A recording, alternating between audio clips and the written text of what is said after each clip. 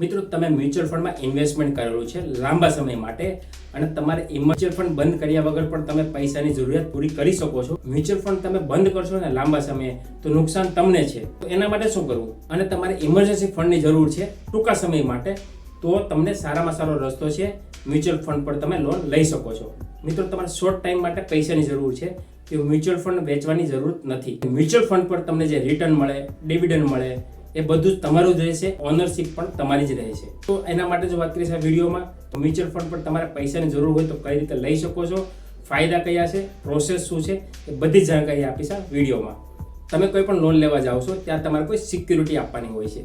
આમાં તમારે કોઈ સિક્યુરિટી આપવાની નથી હોતી, પણ તમારું જે મ્યુચ્યુઅલ ફંડ છે એને એઝ અ સિક્યુરિટી તરીકે તમે લિંક કરી શકો છો. મ્યુચ્યુઅલ ફંડમાં લોન લેવા માટે બે જગ્યાએ તમે જઈ શકો છો, એક બેંક છે અને એક પ્રાઇવેટ છે. બેંકમાં અને પ્રાઇવેટમાં ફાયદો શું છે એ હું તમને જણાવું. બેંકમાં તમે જશો ને તો બેંકમાં કોઈ લિમિટેશન આવતી હોય છે. એક્ઝામ્પલ તરીકે અમુક બેંક એવી છે કે જે પોતાને જ મ્યુચ્યુઅલ ફંડમાં ઇન્વેસ્ટમેન્ટ કર્યું હોય તે લોકોને જ લોન આપે છે.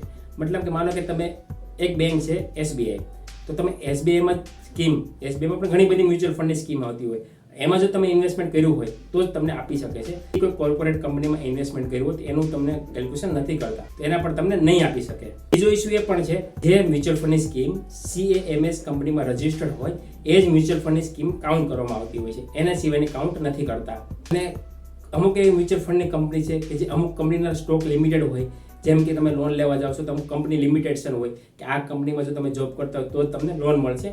એવી જ રીતે બેંકમાં પણ નિયમ હોય છે કે જે તમે સ્ટોકમાં ઇન્વેસ્ટમેન્ટ કર્યું છે એ સ્ટોક જો એ કંપનીમાં લિસ્ટેડ હોય તો જ તમને લોન આપશે. તો આવા ઘણા બધા ઇસ્યુ આવતા હોય છે. અને બીજા ઇસ્યુની વાત કરું તો મિનિમમ અમુક કંપનીમાં લિમિટ હોય કે મિનિમમ 50 લાખ 1 કરોડ સુધીનું ઇન્વેસ્ટમેન્ટ હોવું જોઈએ.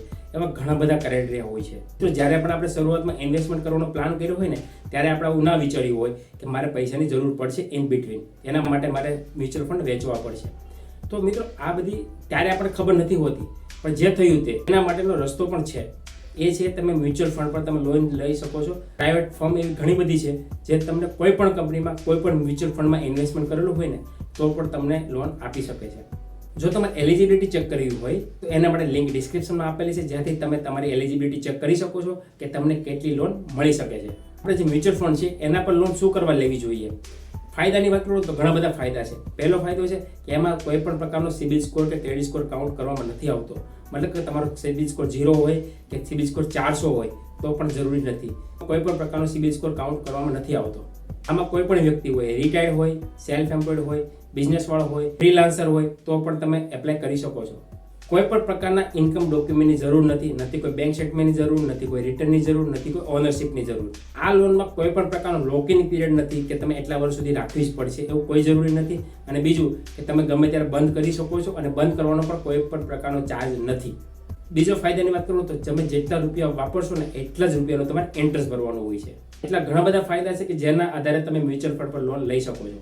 હવે વાત કરીએ કે લોન તમને આપી કેટલી શકે, મળી કેટલી શકે. મિત્રો તમે જ્યારે પણ SIPમાં ઇન્વેસ્ટ કરો છો ને ત્યારે NAV લખેલું આવે છે કે નેટ એસેટ વેલ્યુ. એના આધારે તમને લોનનું કેલ્ક્યુલેશન કરવામાં આવે છે. જો તમે ઇક્વિટી સ્કીમમાં ઇન્વેસ્ટમેન્ટ કર્યું હોય તો 50%, મતલબ જો તમે ઇક્વિટી સ્કીમમાં ઇન્વેસ્ટ કર્યું હોય તો NAV જેટલી હોય તમારી એના 50% જેટલું તમને લોન આપી શકે છે. 10%નું વેરિયન્ટ હોઈ શકે, કોઈ સ્કીમમાં તમે 10% વધારે આપી શકે. મતલબ કે 50 થી 60% સુધીનું તમને લોન આપી શકે છે. અને જો ડેપ્ટ ફંડમાં ઇન્વેસ્ટમેન્ટ કર્યું હોય તો તમને 80% સુધીની લોન આપી શકે છે. મતલબ કે માનો કે તમે NAV તમારી જે તમે જે ઇન્વેસ્ટ કર્યું છે એની NAV જો કેલ્ક્યુલેશન કરીએ, માનો કે આવે છે 80 લાખ રૂપિયા, તો તમે 40 થી 50 લાખ સુધીની લોન લઈ શકો છો. અને માનો કે તમે 60 લાખ રૂપિયા ડેપ્ટમાં ઇન્વેસ્ટમેન્ટ કરવું છે તો પણ તમે 48 થી 50 લાખ રૂપિયા સુધીની લોન લઈ શકો છો.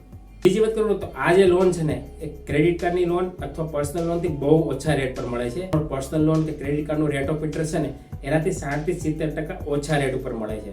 ઘણા લોકોનો સવાલ હોય છે કે હું માનો કે લોન લઈ લઉં તો મારો જે મ્યુચ્યુઅલ ફંડ છે SIP છે તો એનું શું કરવું? મિત્રો તમારી SIP લોન લેશો ને તો એ ખાલી પ્લેસ કરશે, મતલબ એની ઓનરશિપ તમારી પાસે રહેશે. જે કંઈ ડિવિડન્ડ આવશે, જે પણ કંઈ રિટર્ન આવશે, જે કંઈ છે એ બધું પણ તમારું જ રહેશે.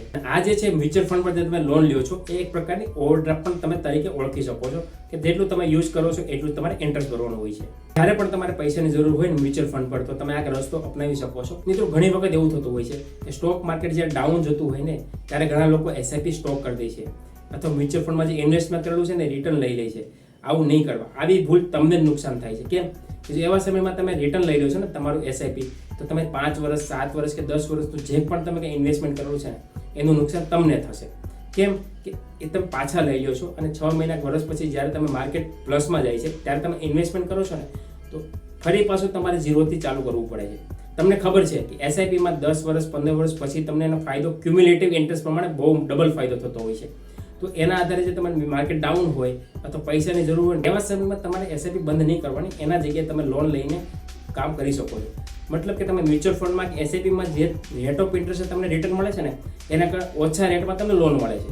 એટલે ફાયદાની વાત કરું તો બહુ મોટો ફાયદો છે. કેવી લાગી માહિતી? જો તમને કોઈ કન્ફ્યુઝન હોય તો કોમેન્ટ જરૂર કરજો, એનો રિપ્લાય હું જરૂર આપીશ. કોઈ પણ પ્રકારનો સવાલ હોય તો તમને ડીએમ કરી શકો છો. આવી જ માહિતી માટે અમારી ચેનલને ફોલો જરૂર કરો.